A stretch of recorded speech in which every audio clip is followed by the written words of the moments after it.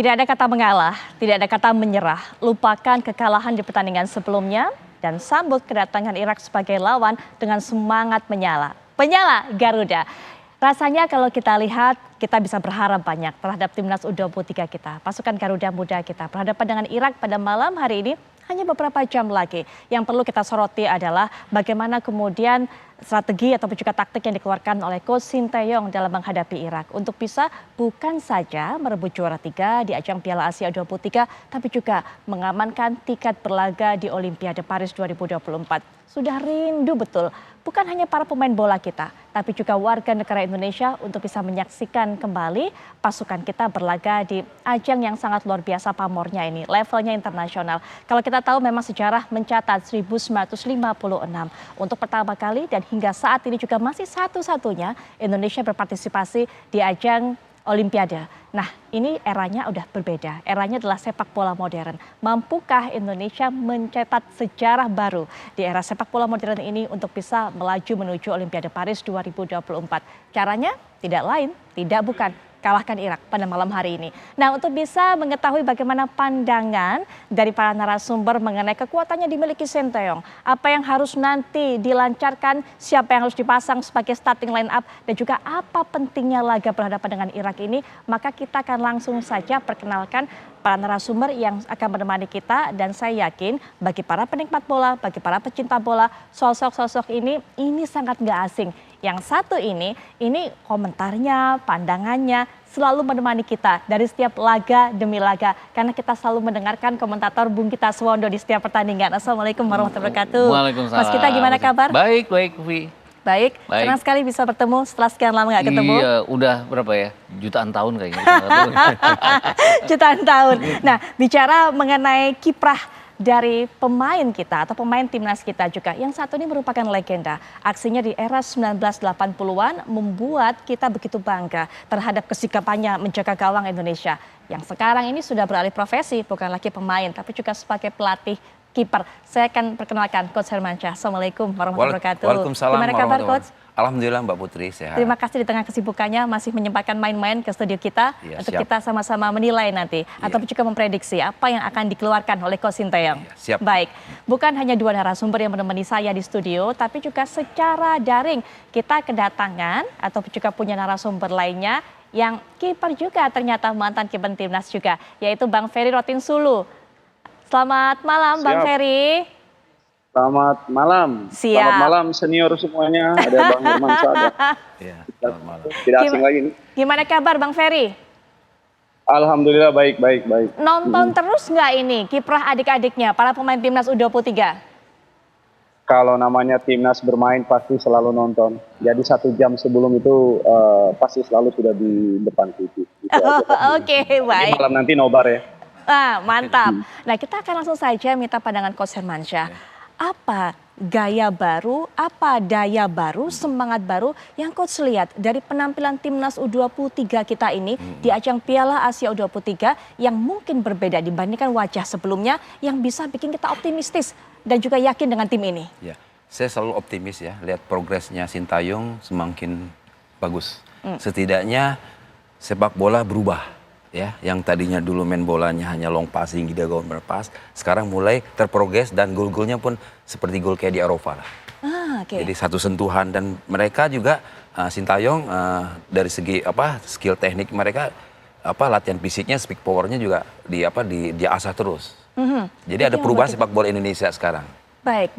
Sehingga kemudian Coach Hermansyah mengatakan bahwa ataupun juga berpendapat bahwa kemarin saat berhadapan dengan Korea Selatan ataupun juga lawan-lawannya di fase grup termasuk penampilan terbaik timnas U23 selama ini?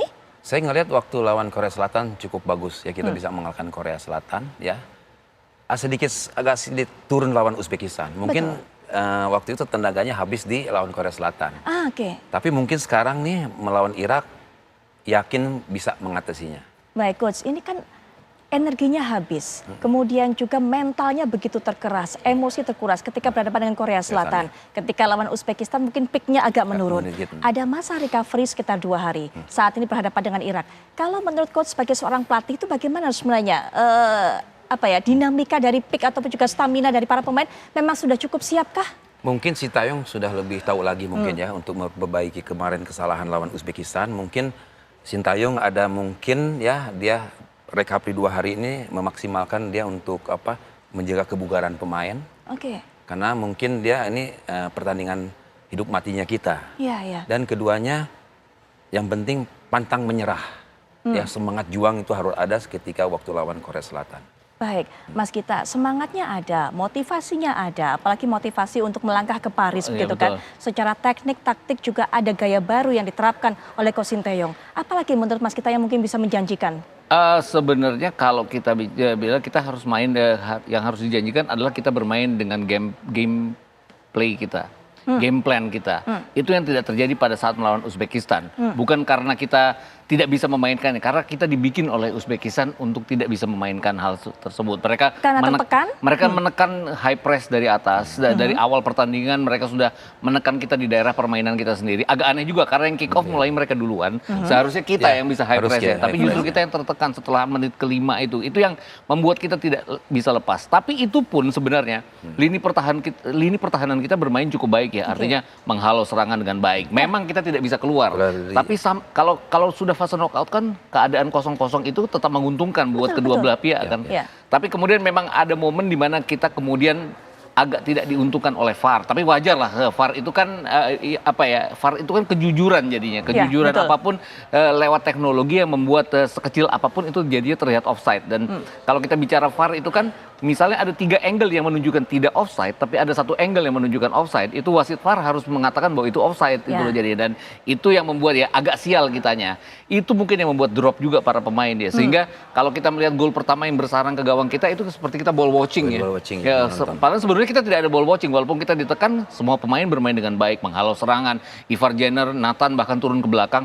Tidak bagus pada saat build up serangan karena tidak bisa keluar dari tekanan Uzbekistan. Tapi pada saat kita bertahan, kita sebenarnya tidak kalah-kalah juga gitu loh. Nah, setelah ball watching itu yang membuat kita kemasukan gol pertama ya semuanya jadi berantakan. Plannya juga jadi nggak jalan ya. Kemudian gol ketiga gampang sekali, kemudian Rizky Ridho juga terkena kartu merah sehingga memang tidak menguntungkan bagi kita. Tapi kan ada waktu 2 hari istirahat, tapi mental itu harus tetap dijaga untuk bisa mengatasi ini. Dan kalau saya melihat kekuatannya Irak mungkin tidak sekuat Uzbekistan ya. Bayangkan Uzbekistan itu ada 12 pemain senior mereka dengan cap senior yang bermain di under 23 ini. Sedangkan Irak itu kan cuma ada 4 pemain. Walaupun kita tetap harus waspada terhadap Ali Jassim ya. Gelandang mereka yang perannya sama dengan Nathan, tapi dia sudah menciptakan 3 gol sejauh ini. Ini yang harus kita top scorer liga saat ini bersama dengan 2-3 pemain lagi, dan dia masih punya kesempatan untuk jadi top scorer karena dia masih bermain. Dan yang paling penting adalah dia punya pengalaman 2 kali mengalahkan Indonesia pada saat 5-1 di kualifikasi Piala Dunia di Irak, dan kemudian pada saat 3-1 kemarin di Piala Asia. Betul. Jadi benar-benar ini yang harus diwaspadai oleh pemain kita.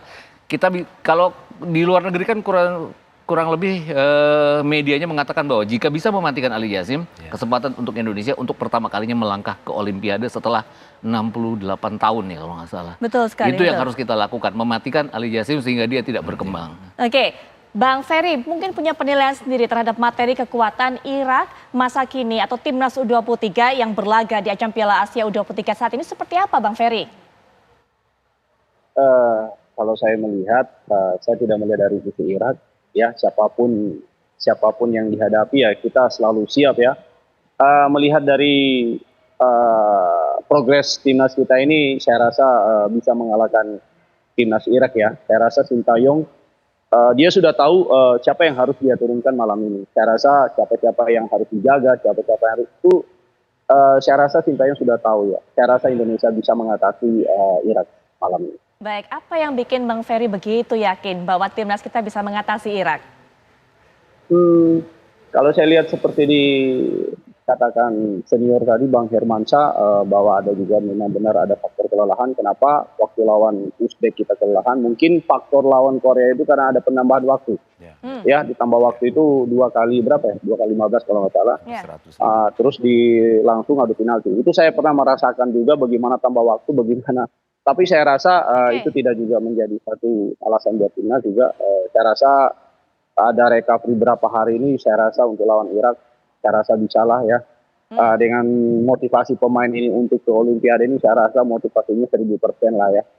saya rasa bisa mengatasi hal itu. Bang Ferry, kita ingin tahu, masyarakat juga ingin tahu, karena Bang Ferry ini sebagai seorang pemain yang tadi mengatakan juga pernah mengalami 2 kali 45 menit, tambah extra time juga, apalagi kemudian jika kemenangan itu harus ditentukan atau hasil pertandingan itu harus ditentukan oleh adu penalti.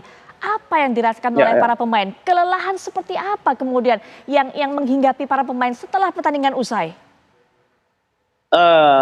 Saya rasa obat dari semua itu waktu kemarin itu sebenarnya sih tidak jadi alasan sih sebenarnya, tapi memang saya juga memang ya saya bilang tadi pernah ngerasain itu memang faktor kelelahan di bagian otot bawah ini ya.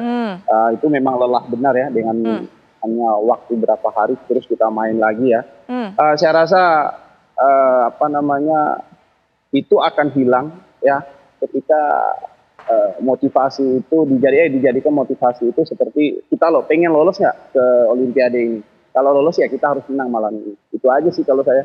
Baik, memang Seperti tidak bisa dijadikan alasan bagaimana tenaga kita terkuras, emosi kita terkuras atau emosi para pemain dan tenaga para pemain saat berhadapan dengan Korsel. Tapi setidaknya itu realita yang dihadapi oleh para pemain. Nanti yang penting malam ini. Yang penting malam ini? Yang penting malam ini jangan emosi ya, jangan emosi. Saya rasa pemain-pemain Irak ini bisa memancing juga, tapi saya rasa pemain kita bisa mengatasinya semua. Saya rasa bisa mengatasinya semua itu. Ini menarik. Jangan emosi, karena kalau kita tahu bahwa dari data statistik, tim nasional Indonesia itu adalah merupakan tim nasional yang melakukan pelanggaran terbanyak dari para peserta Piala Asia U23 dan juga mencatatkan mendapatkan jumlah kartu merah terbanyak. Kalau tadi Bang Ferry katakan jangan kepancing oleh timnas Irak, nanti sebenarnya kira-kira apa yang bisa terjadi di lapangan? Nanti Bang Ferry dan juga bagaimana pentingnya para pemain bisa mengontrol emosi agar main tenang, main lepas demi kemenangan yang ada di depan mata. Kita akan kembali nanti mendiskusikannya, tapi setelah jeda. Kami sudah kembali saat lagi.